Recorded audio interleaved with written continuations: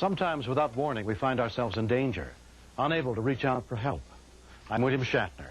Tonight, true stories of courage under fire and the heroes who come to our aid on Rescue 911.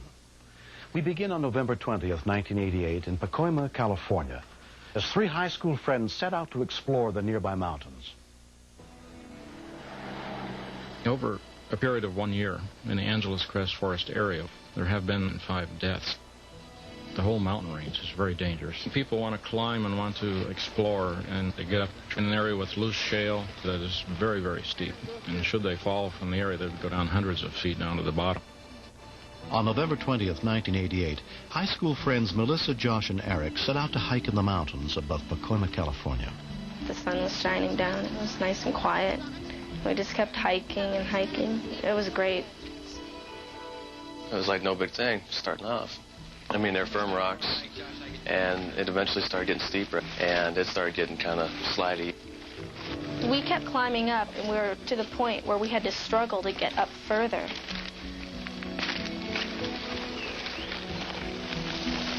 "18-year-old Josh was in the lead. Come on! You just got to get a little higher. Josh, you gotta slow down. Josh! Get out! I can't make it, Josh.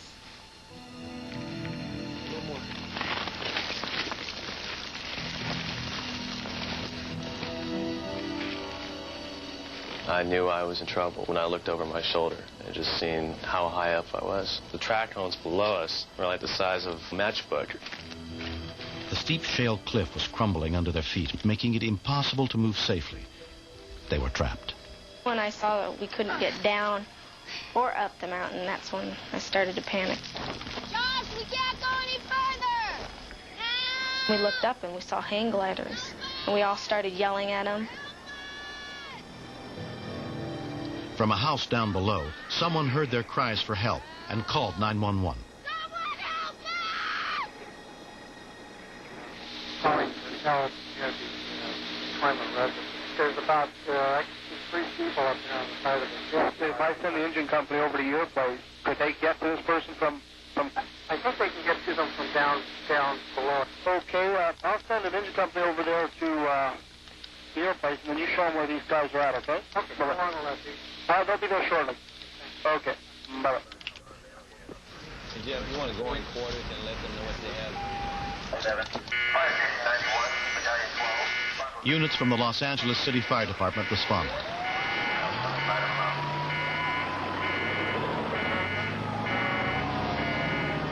The rocks are giving! We couldn't get back down because the rocks were all falling, and I was afraid we were going to slide and fall down. Help us, please! Please! Josh, we can't make it! Please!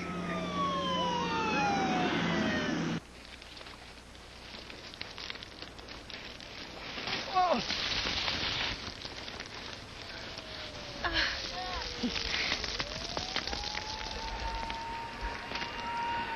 The fire department was on the scene within 10 minutes, but the kids were too high up the unstable slope to be reached safely. On the mountain. If you're okay, raise your one hand. We have help coming on the way. This is Pacoima Canyon. We have 2 that looks like juveniles. We're not sure. Apparently spec. We will need a helicopter and a repelling team. Rescue 911, Roger. We'll get you some repellers. Battalion 12, Roger. You're getting fire 3. Opening Battalion 12.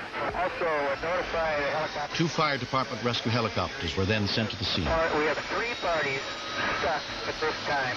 Please. Firefighter Gary Ingham was the hoist operator. A lot of times you think ahead of time. You try to figure out your strategy and how you're going to go about and do these things, and every one of them is different. One chopper would try to pick the kids off the steep cliffs, while the other, piloted by Sam Cooper, directed the dangerous rescue.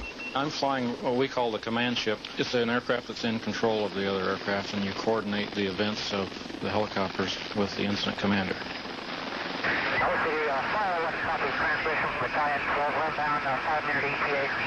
OCD, you copy fire 1, channel 8. Oh, fire 1.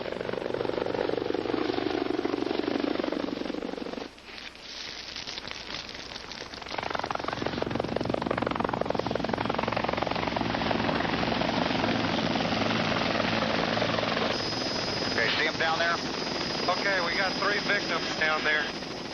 As we arrived on scene, we could see 2 victims together and one further up the hill in a more precarious position. This way on the left side, the one that started to slide, huh? Yeah. The 3 that were up there were in a situation that was very dangerous. If they fall from those elevations, they could kill themselves. The 3 young hikers were trapped on a shale cliff, trying to hold on until help could arrive as the rocks beneath their feet began to give way. The cliff there. Okay, I'm going out on the skid. Okay. Okay, I'm out on the skids. Got horsepower? Horsepower. Okay. Okay, he's turning around. He's on the skids. Okay, he's going down. How's the spot? Okay, he's at the skids. What we did is we lowered A.O. Fluharty, and he had some rescue harnesses with him. Tail looks good. Just hold your position right here.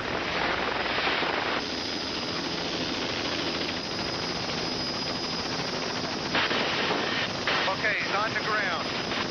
Okay, he's got about 5 feet of slack. Just hold it right there. Your tail's clear. You look good. Don't give him too much. Is he disconnected? No, he's not disconnected yet. Further up the hill, Josh was in serious trouble. You could see him hanging by a large rock, and the rock started to give away. And at that point, I thought, oh, man, it looks like we may lose this kid. Get a little more altitude if you can. You're really blowing the pad here. Tell me to get more altitude? That's what he said.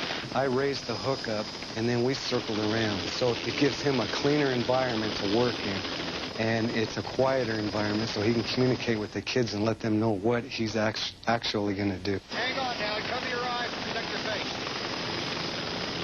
Fire 1, from Helijack. We're ready to recover one of the victims. We'll send the female up, and she's going to keep looking for the male. Okay, he's hooking up. Just hold it right there. I have to tell the pilot where I want him to be positioned so that I've got that cable just about as perfectly vertical as we can have it. Okay, the victim's coming up. If I don't have it real vertical, it'll create a swinging motion, and it could hit him into the rocks. Okay, the victim's off the ground. Go ahead, move to your left. That's good right there. Okay, victim's 20 feet from the skids. 10 feet from the skids.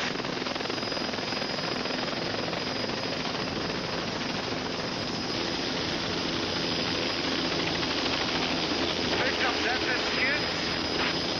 The victim's coming up above the skids.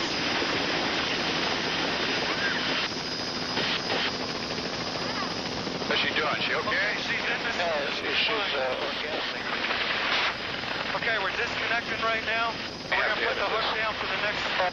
I try to lower that hook and get it to where it'll drop to the side or just in front of him, because I don't want the hook to touch him.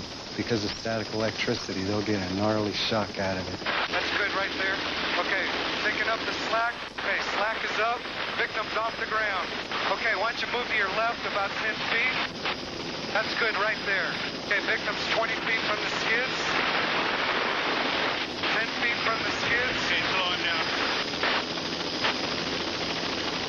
Okay, 5 feet from the skids.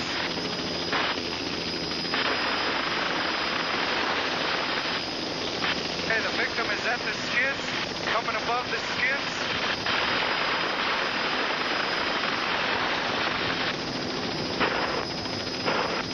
Sam, let me know when you want me to take Okay, the victim is in the ship. The first rescues went fairly routine. We hoisted him up. Both of them came up fine, no problem.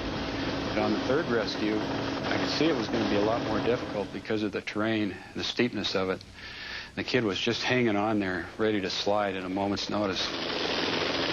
Firefighter Chuck Fluharty stayed with Josh on the steep slope, while the chopper took Eric Beecham and Melissa Sullivan to safety.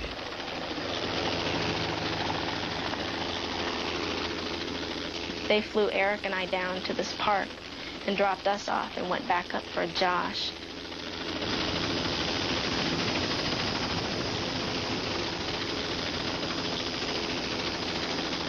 The kid just lunged towards A.O. Fluharty, and their body began to twist a little bit. And at that point, it created what I call a human propeller. Okay, they're starting to spin. Okay, you go ahead and move out a little bit to the left. At that point, there was nothing I could do but watch. We were helpless. If you were to lower them back down on the hillside, they're going to hit the hillside and probably injure themselves. I thought at that point there's a good possible chance that we might lose the kid. So the only thing I could do was just keep that hoist coming up and just hope for the best.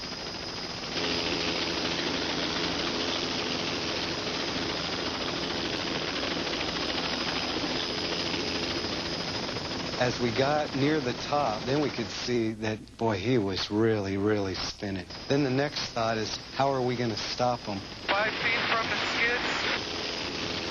Okay, they're coming up. They're just about to the skids. He's spinning very rapidly as he's coming up, and the skids are in the way that he's going to obviously hit as he comes up. So we had to brake him or stop him from spinning prior to going above the skids to bring him in the aircraft. I think you want you to try to stop with your foot. Yeah, I'm doing that. It's a thing where you have to use mind over matter and just say, I have to save this kid.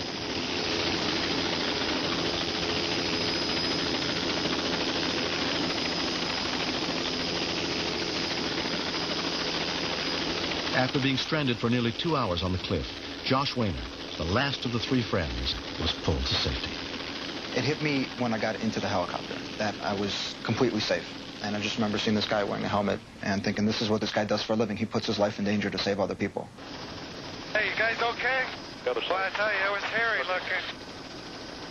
I don't think any of us are really heroes. I think we're well-trained in the job that we do and are used to taking these risks. That's what we signed on to do, and we accept it. I was grateful to him for saving my life because I know he really put his life in danger for it. And I remember getting into the helicopter and telling him I was going to name my first kid after him. I was really happy that the rescuers came, and I was kind of thinking it would be neat to be one of the rescuers going down and helping people, because I saw the joy that I had when they came down for me, and I would like to put that or give that feeling to other people. I am happy to be here, happy to be alive and safe now. And my whole summarized word for this whole thing would be thank you to the fire department. It would just be like, thanks. We knew what we were getting into before we came on this job, and we put our life in danger all the time. But that's just part of the job. We do this every day. This is fun stuff.